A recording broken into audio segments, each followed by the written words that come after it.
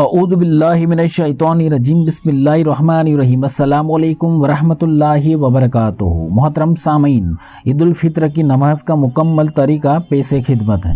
تو آج کی یہ خاص ویڈیو ہمارے بہت سارے مومن بھائی کی ریکویسٹ پر پیش کر رہا ہوں۔ ہمارے فیس بک پیج پر انہوں نے ریکویسٹ کی کہ آپ عید الفطر کی نماز کا مکمل طریقہ اور اس کی نیت کیسے کی جاتی ہے وہ بتائیں۔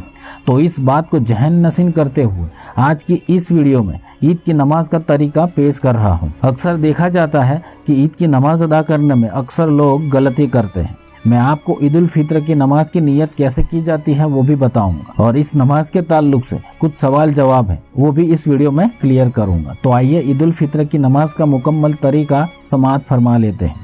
سب سے پہلے ہم یہ جان لیں کہ عید الفطر کی نماز میں نہ تو اذان ہوتی ہے اور نہ ہی اقامت پڑھی جاتی ہے، لیکن عید کے نماز میں 6 تکبیریں زیادہ ہوتی ہے۔ 3 تکبیر پہلی رکعت کے درمیان ثنا پڑھنے کے بعد ہوتی ہے، اور 3 تکبیر دوسری رکعت میں رکوع میں جانے سے پہلے ہوتی ہے، اور عید کی نماز میں خطبہ نماز کے بعد پڑھا جاتا ہے، جبکہ جمعہ کی نماز میں نماز کے پہلے ہوتا ہے۔ تو آج میں آپ کو عید کی نماز کا طریقہ سٹیپ بائی سٹیپ بتا رہا ہوں۔ آپ سب سے گزارش ہے کہ اسے دھیان سے دیکھیں اور سمجھے تاکہ کچھ بھی چھوٹ نہ پائے۔ اب عید الفطر کی نماز کی نیت ایسے کرنی ہے۔ نیت کرتا ہوں میں 2 رکعت نماز واجب 6 زائد تکبیروں کے ساتھ واسطے اللہ تعالیٰ کے، منہ میرا کعبہ شریف کی طرف، اللہ اکبر۔ اب اللہ اکبر کہتے ہوئے اپنے دونوں ہاتھوں کو باندھ لیں۔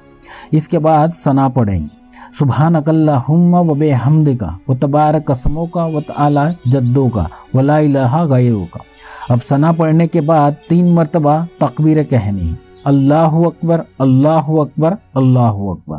2 مرتبہ اللہ اکبر کہہ کر کانوں تک اپنے دونوں ہاتھوں کو اٹھائے اور پھر چھوڑ دے۔ جب تیسری مرتبہ اللہ اکبر کہے تب کانوں تک اپنے دونوں ہاتھوں کو اٹھائے اور پھر ناپ کے نیچے باندھ لے۔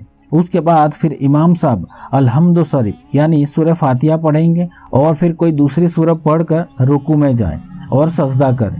پھر اسی طرح یہ رکعت عام نمازوں کی طرح مکمل کر لیں۔ اب دوسری رکعت کے لیے جب آپ کھڑے ہوں گے تو امام صاحب الحمد شریف اور پھر کوئی دوسری سورہ کو پڑھیں گے، اور پھر 4 تکبیریں کہنی ہیں۔ 3 تکبیروں میں اپنے ہاتھوں کو اٹھا کر چھوڑ دینا، اور پھر چوتھی تکبیر میں بغیر ہاتھ اٹھائے سیدھے رکوع میں چلے جانا۔ اس کے بعد پھر عام نماز کی طرح اس نماز کو مکمل کر لینی ہے۔ اس کے بعد آپ کو دعا مانگنی۔ اب نماز کے بعد امام صاحب خطبہ پڑھیں گے، اس کو پوری توجہ کے ساتھ 2 جانب بیٹھ کر سننا چاہیے۔ تو یہ ہوئی عید الفطر کی نماز کا مکمل طریقہ۔ اب اس نماز کو لے کر کچھ سوالات ہیں، تو اس کا جواب بھی سن لیں۔ پہلا سوال یہ ہے کہ عید الفطر کی نماز فرض ہے یا واجب؟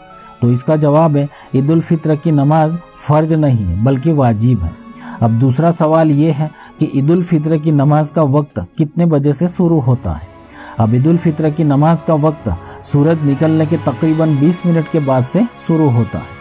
اب تیسرا سوال، عید الفطر کی نماز میں کتنی رکعتیں ہوتی ہیں؟ تو عید الفطر کی نماز میں صرف 2 رکعت ہوتی ہے۔ اب چوتھا سوال، عید کی جماعت نہ مل پائے تو کیا کرے؟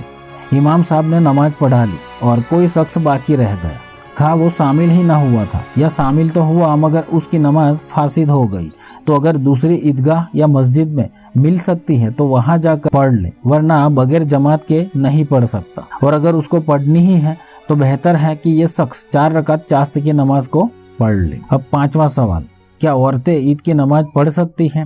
تو اس کا جواب ہے عورتوں پر عید کی نماز واجب نہیں ہے، لہٰذا عورتیں گھر پر ہی رہ کر نفل نماز ادا کر لیں، جیسے شکرانے کی 2 رکعت نفل یا چاشت کی نماز۔ لیکن یاد رہے عید کی نماز سے پہلے کوئی بھی نفل نماز نہیں ہوگی۔ جب تک مردوں کی عید کی نماز نہ ہو جائے تب تک گھر کی عورتیں کوئی بھی نفل یا چاشت کی نماز ادا نہیں کر سکتی۔